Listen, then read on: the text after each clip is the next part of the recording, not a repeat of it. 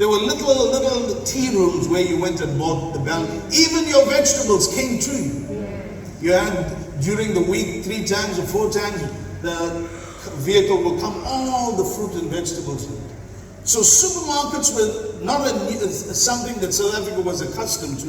And in the 1960s, this young boy had a dream to open up a supermarket.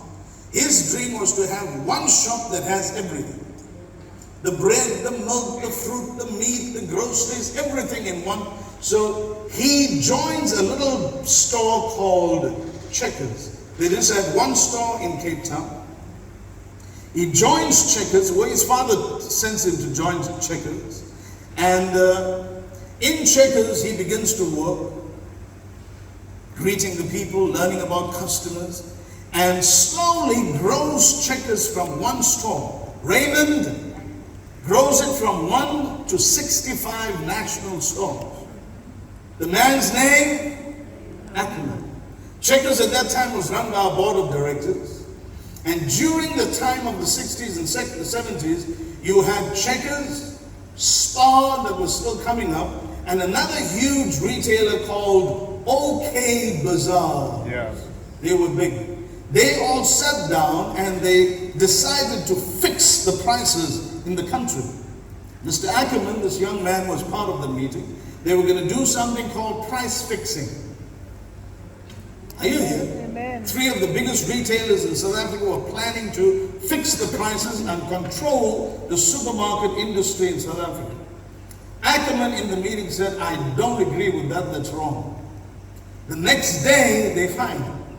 Who? Checkers. They fined him from Checkers, and just during the time he gets the news that his father dies of cancer, he's now depressed.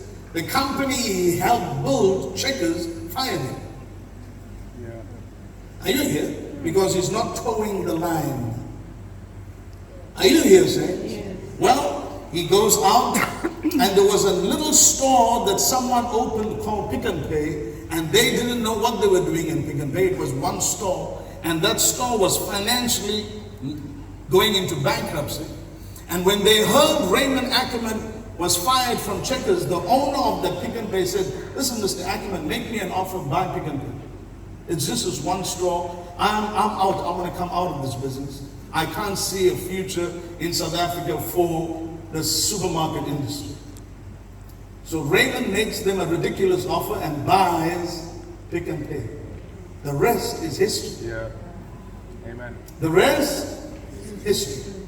Now, while he was in Checkers, he was a manager under a board when he opened his own company, and he would have never opened his own company if Checkers didn't fire him.